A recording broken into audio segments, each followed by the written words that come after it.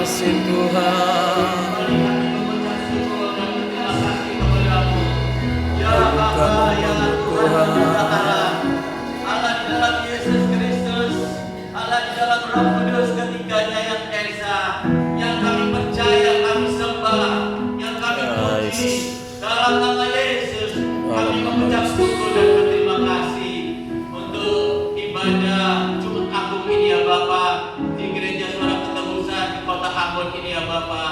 Di dalam nama Yesus Kristus, kami percaya Bapa, firman Tuhan berkata, ibadah jika dikerjakan dengan sungguh-sungguh, maka ibadah itu besar manfaatnya. Di dalam nama Yesus, ibadah itu besar berkatnya. Dalam nama Yesus kami percaya, pujian penyembahan kami menyenangkan hati Tuhan, bagaikan bau dupa yang harum di hadapan Tuhan. Bapa, kasihanilah kami, sungguh kami rindu mau mendengar kebenaran firman-Mu. Bukalah, singkapkanlah Bapa, singkapkanlah isi hati-Mu kepada kami di ibadah Jumat Agung ini Bapa, supaya kami lebih mengerti akan kebenaran firman-Mu, keadilan-Mu, kekudusan-Mu, supaya kami lebih mengerti akan kasih-Mu Bapa, sehingga kami dapat hidup dalam pertobatan yang sungguh-sungguh, hidup dalam kebenaran, keadilan, kekudusan-Mu dalam kasih-Mu. Bapa, di dalam nama Yesus, kiranya biarlah Roh Kudus berdiri di tengah-tengah kami, berdiri dan berbicara kepada kami, mengajar kami, menegur kami, memperbaiki sikap tingkah laku kami, memperbaiki pikiran kami, memperbarui hati kami. Ya Bapa, dalam nama Yesus, kasihanilah kami. Oh Roh Kudus, marilah Roh Kudus, Engkau sendiri yang berbicara, Engkau yang mengambil alih. Dalam nama Yesus, kami siap menerima firman Tuhan. Saudara terkasih yang siap menerima firman Tuhan hari ini, kita sama-sama katakan Amin. Amin. Haleluya. Berikan pujian buat Tuhan Yesus. Shalom saudara terkasih, selamat hari Jumat Agung ya. Amin. Di mana Tuhan Yesus disalibkan untuk kita, saudara. Saudara terkasih,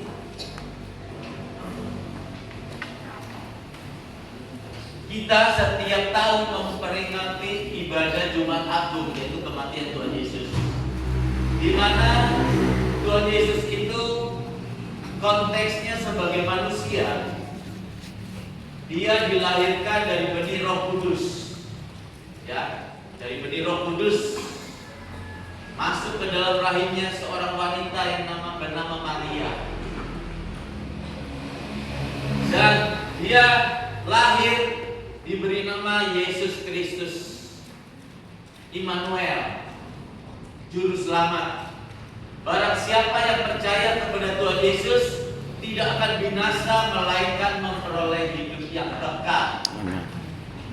Tuhan Yesus sebagai manusia, karena Tuhan Yesus itu dilahirkan dari rahimnya seorang wanita, seorang manusia yang bernama Maria, perawan suci. Tapi bukan keinginan seorang laki-laki dan perempuan. Itu Roh Kudus turun. Rencana Bapa, rencana Allah yang indah dan besar. Roh Kudus masuk di dalam rahimnya Maria, dan lahirlah seorang manusia namanya Yesus Kristus. Dalam hidupnya Tuhan Yesus sebagai manusia, waktu anak-anak seperti anak-anak selayaknya dia bermain, makan dan minum. Sampai dia dewasa, dia bekerja membantu bapaknya, ayahnya sebagai Yusuf sebagai pembuat, sebagai ahli kayu, membuat meja kursi. Yesus membantu bapaknya. Lalu Yesus juga memberitakan Injil, berbicara tentang kebenaran, tentang keselamatan, tentang kerajaan surga kepada bangsa Israel. Kepada semua orang yang dijumpai, Yesus berkata tentang keselamatan, tentang Injil, bahwa kita tidak akan diselamatkan tanpa Injil, tanpa firman Tuhan. Sampai puncaknya Yesus harus ditangkap oleh imam-imam dan ahli-ahli Taurat, oleh orang-orang Israel Israel yang dalam kurung dipengaruhi sama imam-imam dan ahli Taurat. Ingat, banyak bangsa Israel yang dipengaruhi, didoktrin dengan imam-imam dan ahli Taurat, sehingga tidak percaya kepada Yesus Kristus, bahwa Yesus Kristus itu Tuhan dan Juru Selamat. Siapa engkau? Katanya bangsa Israel, katanya imam-imam dan ahli Taurat. Engkau mengatakan bahwa engkau adalah anak Allah. Mereka tidak percaya, saudara-saudara. Ibumu Maria aku kenal, kami mengenal. Bapakmu Yusuf tukang kayu kami kenal. Saudara-saudaramu kami juga kenal.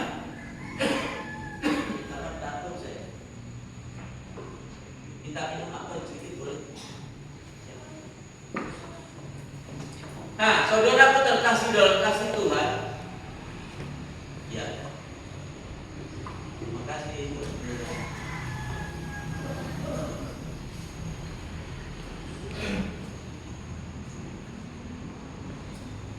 Jadi imam-imam dan ahli-ahli Taurat mempengaruhi sebagian besar bangsa Israel untuk tidak percaya bahwa Yesus Kristus itu adalah Mesias.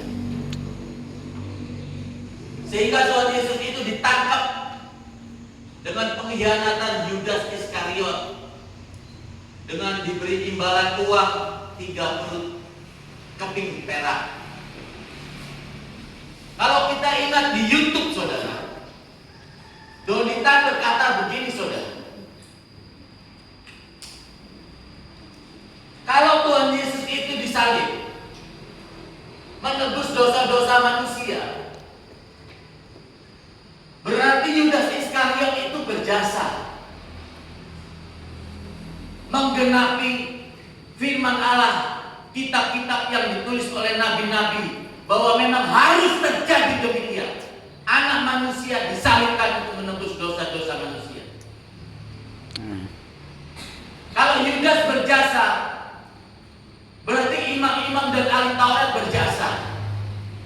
Berarti iblis juga berjasa menggenapi kitab nabi-nabi yang sudah ditulis dan itu direncanakan oleh Allah, oleh Bapa kita. Itu suatu pengertian yang sesat, saudara-saudara. Itu sesuatu penyesatan di zaman hidup kita sekarang ini. Itu roh ahli-ahli Taurat, imam-imam, orang Farisi yang transfer spirit kepada orang-orang seperti Donitan.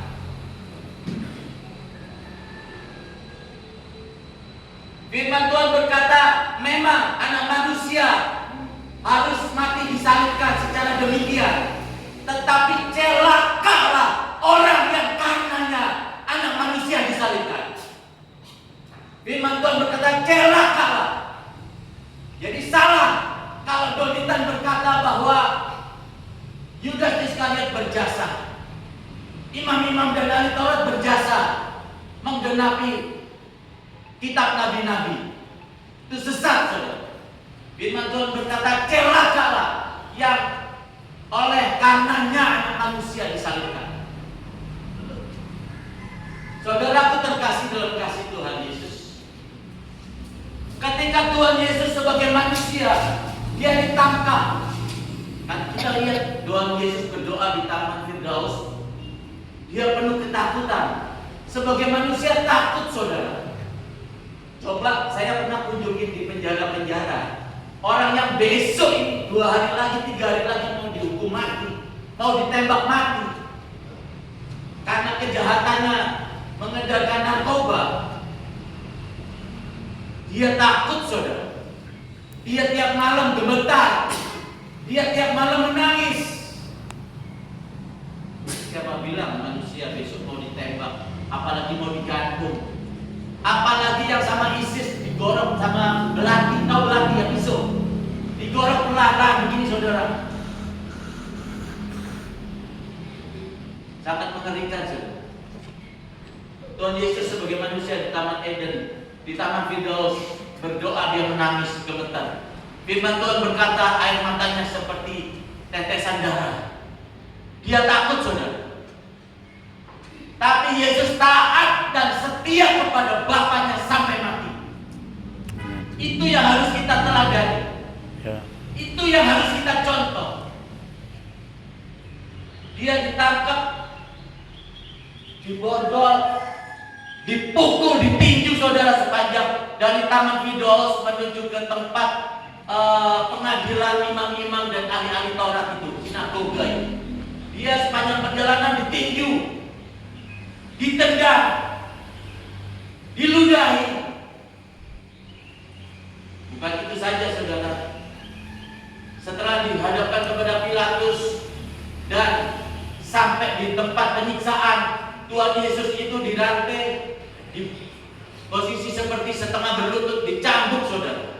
Cambuknya itu ada ujungnya, itu ada logamnya kait begini, saudara. Dicambuk Tuhan Yesus, saudara. Dicambuk berkali-kali. Berdarah-darah, perih, saudara, campur keringat. Lalu, saudara, ketika Tuhan Yesus disalibkan, saudara, dia harus pikul salib itu, saudara. Kalau dua perampok yang berbuat jahat yang disalibkan di samping kanan kiri Tuhan Yesus, kayu yang untuk disalib ini, untuk nyalib ini sudah ada di Bukit Golgota. Tapi Tuhan Yesus harus pikul salibnya sendiri, saudara. Itu mau sadar atau mau nggak sadar, tahu atau tidak tahu, direncanakan atau tidak direncanakan, Yesus pikul salibnya sendiri. Pikul salib yang berat itu sampai dia jatuh bangun. Posisi sudah berdarah-darah, dicambuk, luka parah. Mukanya bengkak-bengkak, ditinju, dipukul. Seperti seorang perampok, seperti seorang penjahat. Dengan kelelahan Yesus pikul salib itu jatuh. Dia ambil lagi, dicambuk lagi, diambil lagi, dipikul lagi. Dia jatuh, dicambuk lagi, ditendang lagi, dia pikul lagi, saudara. Puncaknya ketika dipaku tangannya, saudara. Saudara bayangkan kalau tangan ini dipaku, ya, paku yang besar, ya, pakai hammer yang besar. Wah, saudara, sakitnya, saudara, teriak-teriak, saudara. Saya pernah kecelakaan, sambungan dengkul saya ini kelihatan. Sakitnya, saudara, sakit. Saya jerit-jerit, saya sampai gigit spray. 1 tahun saya nggak bisa berjalan. Ini tangannya dipaku, saudara. Lalu kakinya, saudara, begini, dipaku. Di kaki bagian antara jari-jari dengan engkel itu dipaku, saudara. Sakit, saudara, sakit. Sebagai manusia dia menjerit-jerit. Tapi firman Tuhan berkata, dia tidak keluar sepatah kata pun. Dia tidak berteriak, aduh, ampun. Enggak. Dia hanya kelihatan tubuhnya yang kesakitan. Saudara, semua itu untuk menebus dosa-dosa kita. Amin. Yang menjadi persoalan buat kita sekarang, apa yang kita lakukan? Respon kita apa, saudara-saudara, buat kematian Tuhan Yesus menebus dosa-dosa kita, saudara? Dia berkata, sesungguhnya segala sakit penyakitmu, segala kelemahanmu sudah lunas aku bayar di kayu salib. Kutuk-kutuk dosamu sudah lunas, sudah kubayar di kayu salib. Aku yang kaya rela jadi miskin supaya kamu menjadi kaya. Saudara, yang menjadi persoalan buat kita, respon kita bagaimana, saudara? Jangan kita rutinitas cuma memperingati, saudara. Kalau Natal, kelaka lagi, saudara. Itu ada karnaval. Itu semua mereka itu bawa minum-minum dan mabuk, saudara. Bau minuman semua, saudara. Iya kan, betul kan? Ada perayaan-perayaan Natal, Paskah, banyak orang minum mabuk, saudara. Lalu gereja-gereja, saudara, pelayan-pelayan Tuhan baku bicara sana, bicara sini, baku iri satu dengan yang lain. Lalu hamba-hamba Tuhan, hamba-hamba saya keliling ke seluruh Indonesia, saudara. Saya punya catatan, saya berkhotbah sudah 1000 kali lebih dengan berbagai macam organisasi gereja. Saya mendapati, saudara, yang namanya transfer spirit dari roh imam-imam dan ahli Taurat orang Farisi itu ada kepada pemimpin-pemimpin gereja, saudara. Dari mana kita bisa lihat? Imam-imam dan ahli-ahli Taurat itu firman Tuhan berkata, celakalah engkau imam-imam dan ahli Taurat, celakalah engkau hai orang-orang Farisi, kamu munafik, kamu pakai jubah yang panjang yang indah, di luar kamu kelihatan indah, di dalamnya penuh kebusukan tulang belulang. Orang munafik, kata Tuhan. Banyak saudara-saudara, pemimpin-pemimpin umat Tuhan, hamba-hamba Tuhan, dia pakai jas, dia pakai dasi, sudah kelihatan, wah, mantap penampilannya keren. Mereka mengejar posisi, saudara. Mereka mengejar kedudukan. Tuhan Yesus berkata kepada murid-muridnya, imam-imam dan ahli-ahli Taurat orang Farisi menduduki kursi Musa. Oleh sebab itu, dengarkanlah yang mereka ajarkan, tetapi jangan meniru perbuatannya. Banyak hamba-hamba Tuhan pakai dasi, pakai jas, mereka berkhotbah secara hebat, secara luar biasa, tetapi hatinya, pikirannya kotor, saudara-saudara. Penuh dengan motivasi melayani Tuhan, mengejar kedudukan, mengejar posisi. Saudara, berapa tahun yang lalu, waktu rapat pemilihan ketua sinode suatu organisasi di Jakarta, ribuan hamba Tuhan berkumpul di sana. Ketika mengadakan pemilihan ketua sinode yang baru, mereka ribut, mereka bertengkar, mereka lempar bangku, saudara, mereka naik meja, saudara. Pertanyaan saya, apakah itu hamba Tuhan? Hamba Tuhan itu, saudara, hidupnya harus rendah hati, harus penuh kasih, hatinya harus bersih, tidak motivasi uang, tidak motivasi kedudukan, tidak motivasi nama besar, tidak motivasi supaya terkenal. Hamba Tuhan itu hatinya harus bersih, tulus. Tapi yang kita lihat, saudara-saudara, minta maaf ya, saya tinggal di pastori di suatu gereja. Saya minum kopi dengan hamba Tuhan, saudara. Lalu ada orang jemaat yang telepon, jemaat miskin. Saya tahu jemaat miskin, karena saya sudah melayani di situ berkali-kali. Saya dengar ada telepon, Pak Pendeta, bisa minta tolong datang ke doakan kami. Waduh, saya minta maaf ya Bu, saya ada tamu pendeta dari Jakarta. Mungkin nanti saya coba suruh pelayan Tuhan datang ya. 5 menit kemudian, saudara, kira-kira ada telepon lagi berdering. Pak Pendeta bisa datang, saya ada penting dengan Pak Pendeta. Oh iya, saya datang. Oke. Pastor Bobby bisa tunggu sebentar di sini ya, mungkin 20 menit atau setengah jam paling lama.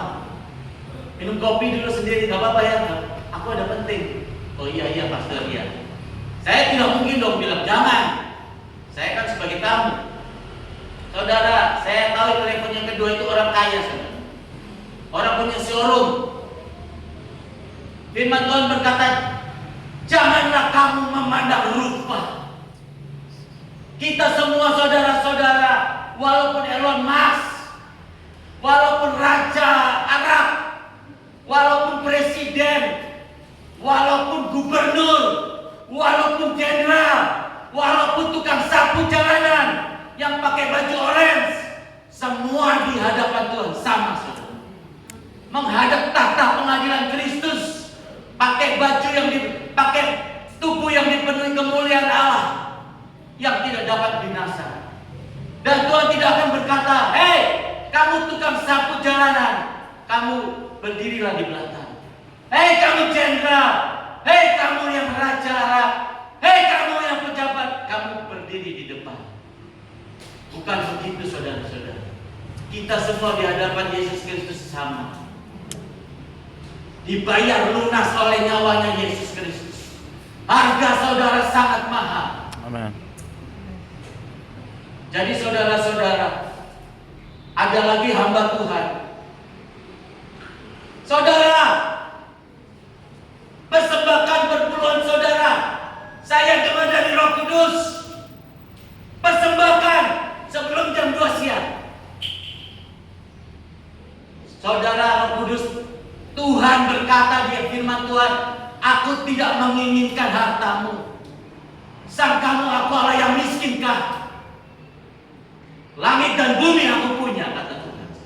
"Binatang di udara bersayap, binatang di bumi di padang rumput, binatang di dalam air, gunung, lautan, semua aku punya," kata Tuhan.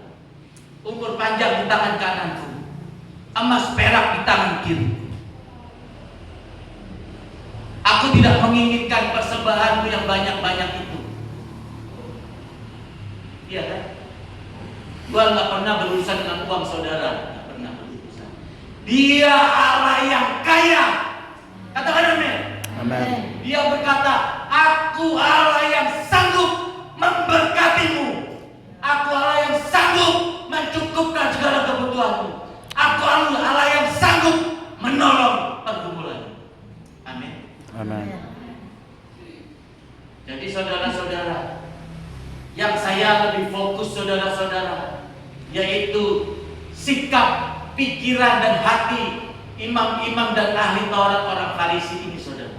Zaman sekarang ini banyak transfer spirit, roh-roh dari imam-imam dan ahli Taurat orang Farisi itu, saudara.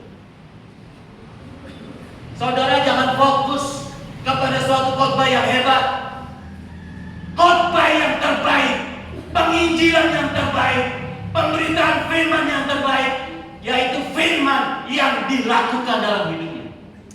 Amin. Amin.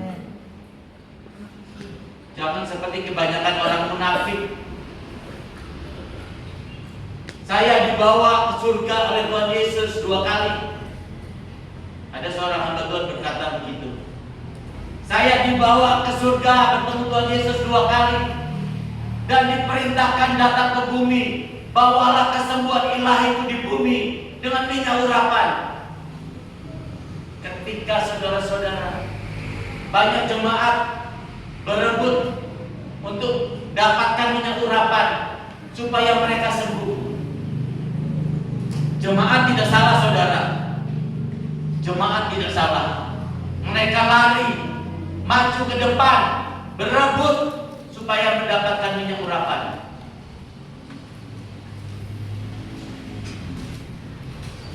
Tetapi seizin Tuhan, iblis itu mendakwa, saudara. Iblis itu mendakwa.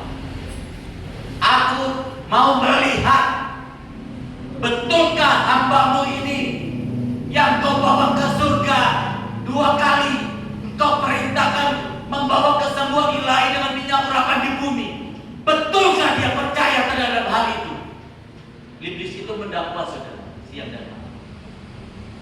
Dan sayang sekali, ketika hamba Tuhan ini sakit, saudara, dia lari ke Singapura, ke rumah sakit yang terbaik.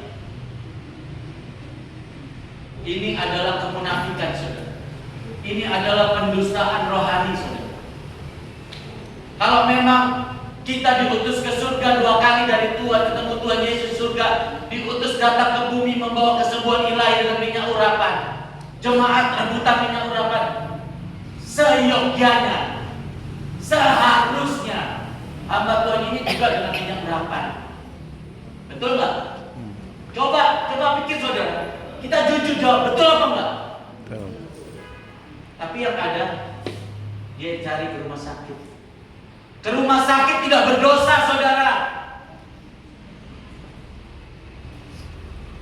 Yang menjadi persoalan, betul atau tidak kita diutus Tuhan Yesus datang ke bumi untuk membawa kesembuhan ilahi dengan minyak urapan. Itu yang menjadi pertanyaan. Kalau kita sakit, kita ke dokter nggak berdosa. Kadar iman setiap orang berbeda-beda. Hamba Tuhan disuruh berkhotbah, menentukan tarif, entah 35 juta, entah 45 juta. Itu adalah transfer spirit roh dari imam-imam dan ahli Taurat orang Farisi, saudara. Dalam hatinya itu, dalam pikirannya itu uang. Rapat sinode, pemilihan ketua sinode bertengkar seperti orang partai politik, seperti orang-orang dunia. Tidak ada mencerminkan sifat dan karakter Yesus Kristus. Mereka pakai jas, mereka pakai dasi. Dari luar kelihatan bersih, dari luar kelihatannya keren, di dalamnya penuh kebusukan, tulang belulang. Makanya firman Tuhan sudah tulis, saudara-saudara. Tuhan, bukankah aku mengusir setan-setan demi namamu? Bukankah aku bernubuat demi namamu? Bukankah aku mendoakan orang sakit menjadi sembuh? Bukankah aku sudah melayanimu? Bukankah aku sudah menggembalakan ribuan jemaatmu? Tuhan Yesus bilang, hanya engkau, hei si pembuat kejahatan, aku tidak mengenal engkau. Kenapa Tuhan Yesus bilang begitu, saudara? Suruh khotbah nentuin tarif, berarti sudah terima upahnya. Bukankah kamu sudah menerima upahmu ketika kamu di bumi? Janganlah menjamak kemuliaan Tuhan. Firman Tuhan berkata, saudara-saudara, jangan kamu sekali-kali menjamak kemuliaanku. Pujian, hormat, kemuliaan hanya milik Yesus Kristus. Amen. Kalau baca Matius 23 ayat 1 sampai selesai, janganlah kamu pernah berkata, kamu adalah Bapa, hanya satu Bapamu, yaitu ya Bapamu yang di surga. Janganlah kamu berkata, aku seorang pemimpin, hanya satu pemimpinmu, yaitu Yesus Kristus. Dia Raja. Amin. Nah, kenapa kalau pemimpin sinode itu sampai lempar-lempar batu? Barang siapa yang ingin terkemuka, baiklah ia menjadi yang terendah. Barang siapa yang mau jadi pemimpin, hendaklah kamu menjadi pelayan. Amin. Amin. Saudara, hamba Tuhan itu saudara harus rendah hati, harus penuh kasih, harus jujur, hidup dalam kebenaran, keadilan, hidup dalam kekudusan. Kalau pendeta cerak-cerek, udah tahu kebenaran, udah mengajarkan, udah berkhotbah, cerai, tinggalin istri anaknya, lalu dengan perempuan yang baru, saudara itu si penyesat. Hati-hati, saudara. Firman Tuhan berkata begini, saudara. Celakalah hai engkau gembala-gembala, engkau membiarkan domba-dombaku tercerai-berai, diterkam serigala buas. Aku akan datang ke bumi sebagai hakim, dan pertama-tama penghakiman yang kumulai dari rumahku, kata Tuhan, dari gereja-gereja, saudara. Itu menunjukkan bahwa tidak gereja benar di hadapan Tuhan. Semua gereja milik Tuhan, tetapi tidak semua gereja berkenan di hadapan Tuhan. Saudara harus cari gereja, cari hamba Tuhan yang mempunyai kriteria, sifat dan karakter seperti Yesus Kristus, yang mencerminkan sifat dan karakter Bapa di surga. Amin. Jangan yang seperti Alkitab, imam-imam Al-Taurat, orang-orang Farisi, khotbah bagus-bagus, tapi tidak pernah menghidupi. Saudara, saya sekarang khotbah tentang berkat. Rumah saya di pinggir kali, saudara, pakai seng, pakai papan, pakai kayu-kayu. Kira-kira saudara percaya nggak? Coba jujur, saudara. Saudara percaya nggak? Tidak. Nggak percaya lah, gua aja hidupnya gembel. Khotbah yang terbaik adalah firman Tuhan yang dilakukan, yang dihidupi. Itu yang terbaik. Kemarin saya dari Dogo, hari Jumat ya, jam 2 malam, saya buang-buang air besar, saudara, 12 kali.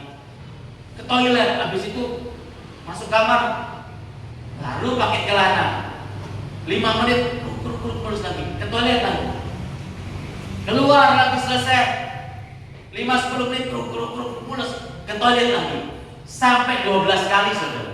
Sampai jam 10:30-11 buang-buang air besar dari jam 2 pagi. Sedangkan jam 12 nanti saya harus berkhotbah. Kalau umumnya seharusnya saya telepon, Pak Pendeta, aku minta maaf, aku nggak bisa khotbah, aku buang-buang air besar, Pak Pendeta. Nggak lucu, saya sedang di mimbar, tahu-tahu saya lari, minta maaf sebentar ya jemaat ya, saya lari ke toilet. Gak ada sejarahnya seperti itu. Gak ada pernah ibadah si pengkhotbah terjadi seperti itu. Pasti dibatalkan, betul gak? Tapi saya berkata sama Tuhan, Tuhan, aku mau khotbah. Stop, hentikan supaya aku tidak buang-buang air besar. Dalam nama Yesus, engkau tidak buang air besar terus. Cukup di pagi hari, di sore hari. Dalam nama Yesus. Amin. Gak lama saya mandi-mandi, jam 11 saya udah siap.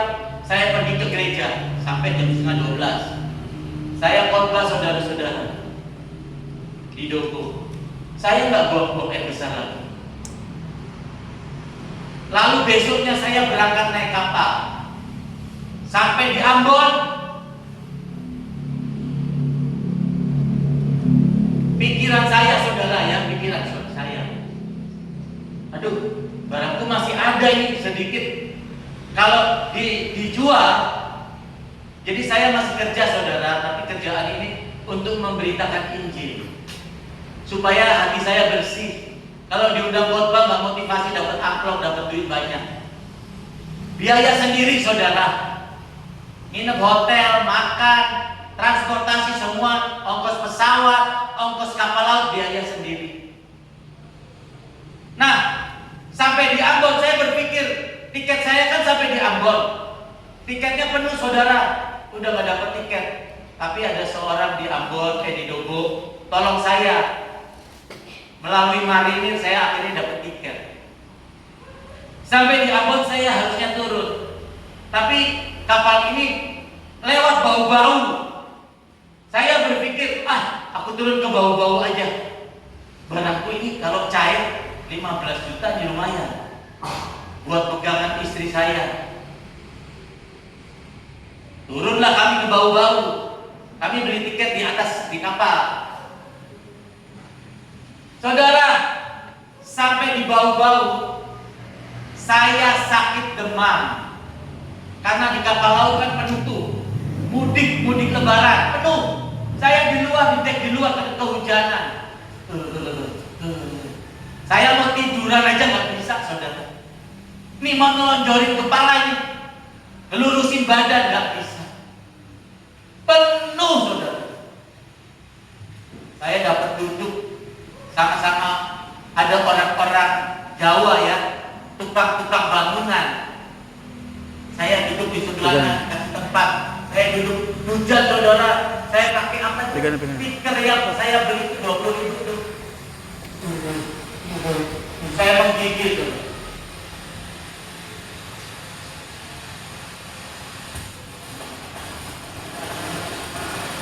Tes. Saya menggigil sampai di bau-bau saya demam. Saya telepon video call ke istri saya. Tuh, sakit saya, demam saya. Rumah sakit saya, dokter dokter minum obat. Saya nggak jawab. Saya berpikir percuma jawab istri saya. Dia kan tahu aku sudah binasa, nggak mau minum obat, nggak mau ke rumah sakit. Dan saya,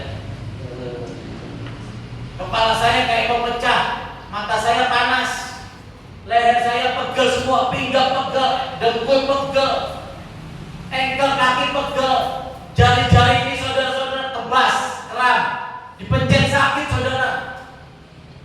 Saya nggak bisa cium bau, saya tidak bisa rasakan manis, pahit, asam, nggak bisa. Saya tidak ada keinginan makan, saudara. 3 hari 3 malam saya nggak makan. Saya di hotel, saudara. Yesus, saya coba berdoa, Yesus sembuhkan aku. Yesus sembuhkan. Yesus sembuhkan. Saudara, saya telepon akhirnya Yesus, saya beliin gua tiket, saya mau pulang dulu, saya mau pulang, udah nggak kuat saya. Dibeli tiket pesawat dari Bau-Bau ke Jakarta 2,9 hampir 2.900.000 hampir. Saya pulang, saya bawa ransel ini di bandara ya. Jalan dari sini ke depan. Ransel saya taruh, saya lempar di kereta. Brok. Saya jongkok saudara, nggak kuat saudara. Terus angkat lagi, jalan lagi. Baru 200 meter taruh lagi. Pak, tugas. Ada itu nggak kereta dorong? Apa namanya? Budi. Kereta untuk antar orang yang kalau sakit di bandara ya. Oh nggak ada. Saya bawa udah sampai jauh, salah lagi. Putar lagi kalau transit ke sana putar jauh. Saya kadang nggak makan 3 hari 3 malam. Demam. Saya komit dengan pernyataan saya, janji saya kepada Tuhan. Saya tidak akan minum obat, saya tidak akan ke rumah sakit. Akhirnya sampai di Jakarta saudara, baru sampai nih, saya langsung masuk kamar, saya langsung tidur saudara. Istri saya bilang gini, lu ada jadwal besok khotbah. Wih, saudara, baru saya tahu, baru saya sadar. Saya kan ingin kerja, ngabisin barang saya yang dikit. Cair, paling saya kerja 1-2 hari, 15 juta saya pegang cash. Tuhan tak mau. Tuhan mau saya berkorban, saudara. Saya dibuat Tuhan sakit. Saya diizinkan Tuhan saya KO, saudara. Saya tepar 3 hari 3 malam. Rupanya Tuhan punya rencana bahwa aku harus berkorban. Hari Minggu besok. Kan hari Sabtu saya sampai Jakarta. Bayangkan ini masih sakit nih, besok Minggu. Saya cuma bilang, saya tidur lagi buat Yesus. Sembuhkan aku. Besok aku berdoa. Hari Minggu pagi, istri saya bangun lebih dulu. Dia menyembah Tuhan. Saya terbangun. Saya merasakan tubuh saya sehat, kuat. Saya rasakan kuat, segar. Saya langsung teriak, haleluya. Posisi duduk di tempat tidur, haleluya. Istri saya kaget. Wah, bangun langsung teriak, haleluya. Istri saya kaget. Saya Minggu, saya mandi pagi-pagi, jam kira-kira jam 6, setengah 6 ya. Saya udah mandi, saya berdoa, saya persiapkan firman Tuhan.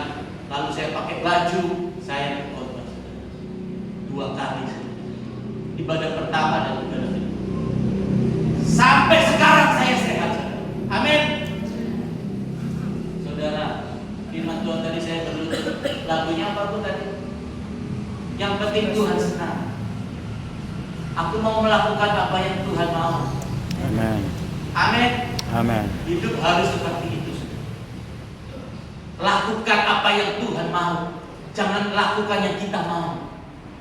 Tuhan menetapkan langkah-langkah orang yang hidupnya berkenan kepadanya.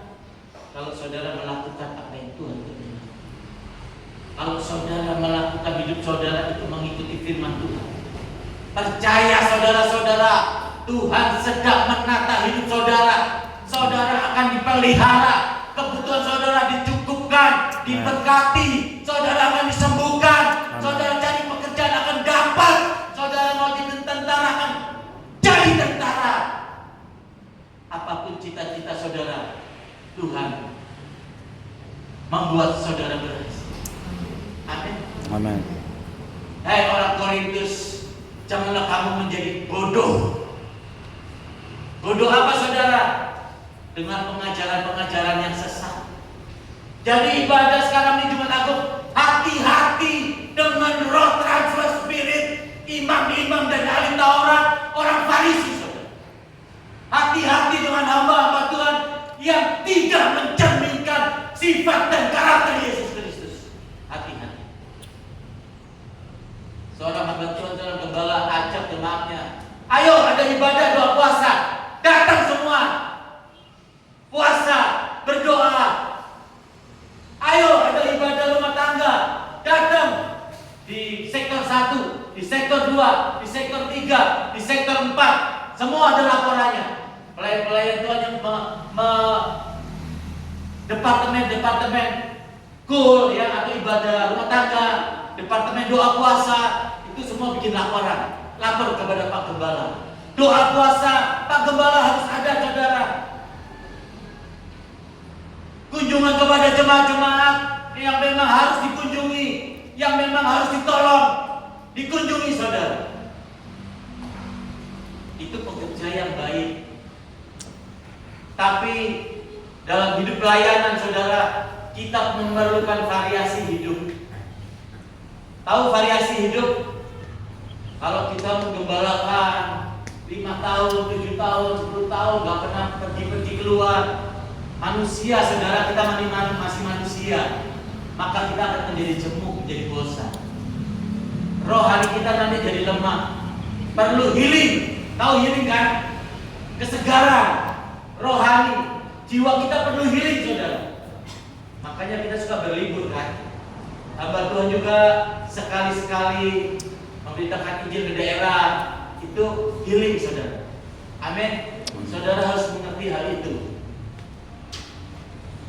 Jadi saudaraku terkasih dalam kasih Tuhan, mari kita meresponi peristiwa Yesus disalibkan saudara. Jangan seperti kebanyakan orang-orang ini saudara di luar sana, agamawi. Agamawi itu transfer spirit, imam-imam ahli Taurat, orang Farisi saudara. Agamawi, hari Minggu ke gereja tapi nggak berubah-berubah, hidupnya nggak ada perubahan. Jangan saudara terkesima, jangan saudara tertipu oleh hal-hal yang lahiriah. Di ibadah di gereja begini, tapi hidupnya ngomongin orang. Begitu ada warisan serakah, tamak. Baca Matius 23. Hei orang Farisi, hei orang imam-imam ahli Taurat, hei orang munafik. Sebelah luar kamu bersihkan, tetapi sebelah dalamnya penuh keserakahan. Saudara, banyak gereja-gereja katanya kesatuan tubuh Kristus. Coba ya. Ini terakhir ya, 5 menit atau 3 menit. Saya punya anak 4 nih. Yang tertua saya kasih 10 miliar. Yang kedua 2 miliar. Yang ketiga, yang keempat 1 miliar. Saya pesan sama yang tertua, nanti kalau adik-adikmu itu perlu suntikan dana, dia mau buka perusahaan apa, mau usaha apa, kamu bantu ya? Ya Bapak. Setelah beberapa tahun, saya melihat adik-adik ini pada bangkrut. Dia ngadu ke saya, Bapak, saya minta tolong ke kakak suntikan dana. Saya dapat tender, saya dapat proyek, tapi kakak nggak mau bantu, sehingga aku tidak memenangkan proyek itu, tender itu Bapak. Aku usaha yang lain jadinya, terus aku gagal. Adiknya yang satu bicara begitu juga. Kira-kira saya sebagai bapak, saya datang ke anak saya yang pertama yang saya percaya, uang 10 miliar, saya marah atau tidak saudara? Coba jawab saudara. Marah. Ya, Marah. marah kan? Saya datang ke anak tertua, saya marah. Kalau perlu uangnya saya tarik. Begitu juga saudara Bapak kita yang di surga. Ada seseorang menggembalakan dari 20 orang, 50 orang meningkat. 1 tahun kemudian ada 200 orang. 2 tahun, 3 tahun kemudian 500 orang. 5 tahun, 6 tahun kemudian jadi 1000 orang. 10 tahun kemudian jadi 117.000 orang. Persembahannya, perpuluhannya, karena banyak orang kaya yang beribadah di situ, banyak konglomerat beribadah di situ. Persembahannya, perpuluhannya 1 bulan kira-kira hampir 2 miliar. Tapi firman Tuhan berkata, karena kamu kesatuan tubuh Kristus, kamu adalah kesatuan tubuh Kristus. Jikalau satu anggota itu sakit, maka seluruh tubuh akan sakit. Tapi kenyataannya enggak, saudara. Kakinya sakit, yang matanya, tangannya bilang, mulutnya juga bilang, lo gak ada urusan sama gua.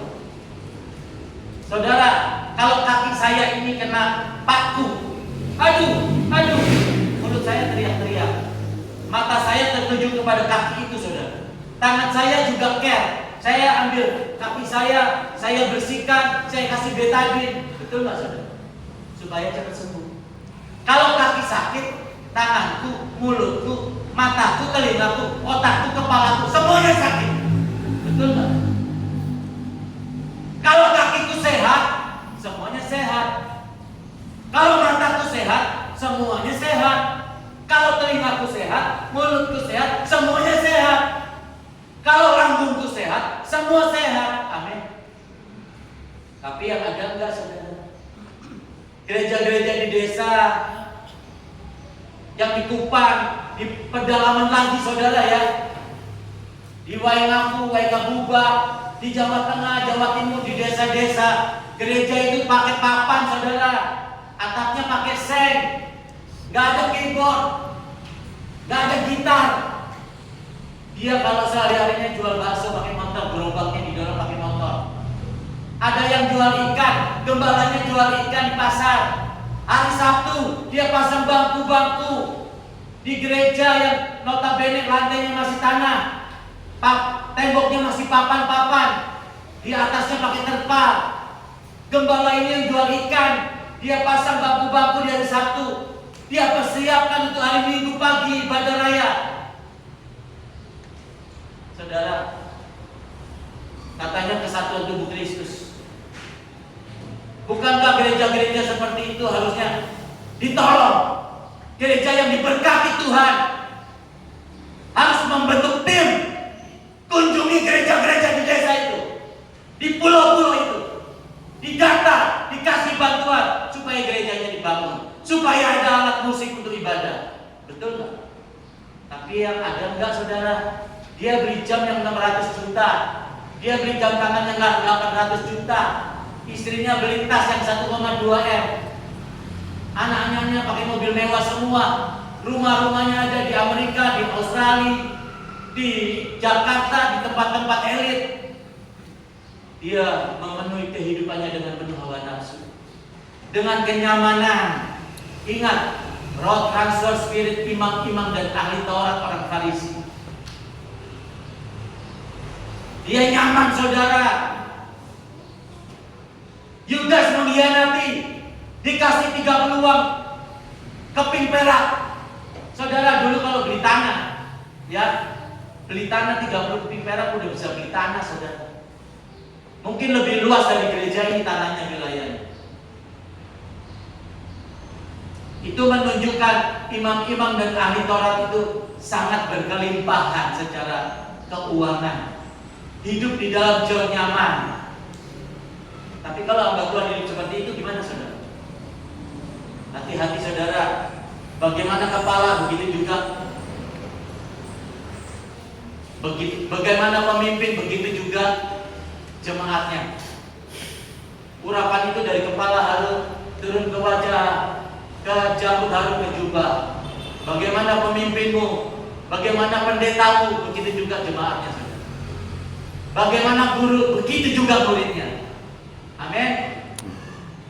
Jadi saudara terkasih, mari kita jangan seperti orang-orang di luar sana, agamawi, ya, tidak berubah-berubah. Kalau ibadah ini kita kerjakan, kita lakukan dengan sungguh-sungguh, besar manfaatnya. Amin. Amin. Tadi saya dapat sesuatu yang Singer ini anaknya Bu Susi ya. Ketiga ini Singer dia nyanyi dengan begitu ya. Saudara, Tuhan bilang aku bukan Allah yang suka berdosa. Lihat, hidupnya akan bahagia, hidupnya akan ditata Tuhan. Lihat, dia bukan Tuhan yang suka berdosa. Siapa yang melayani Tuhan, maka Tuhan akan menata hidupnya, memberkati. Amin. Amin. Amin. Ngapain kalau hidupnya ini suami nanti cerai lagi, suami bahuge lagi, ya kan? Nggak enak saudara kehidupan seperti itu, kekurangan, nggak enak. Tapi kalau Tuhan tata hidup kita di bumi seperti di surga. Amin. Amin. Iya. Saya kira cukup saudara. Tuhan Yesus memberkati saudara semua. Mari kita berdoa untuk firman Tuhan. Kita berdoa sama-sama. Sebelum kita sambut perjamuan kudus, ayo saya undang bangkit berdiri saudara. Kita berdoa. Haleluya. Haleluya. Haleluya.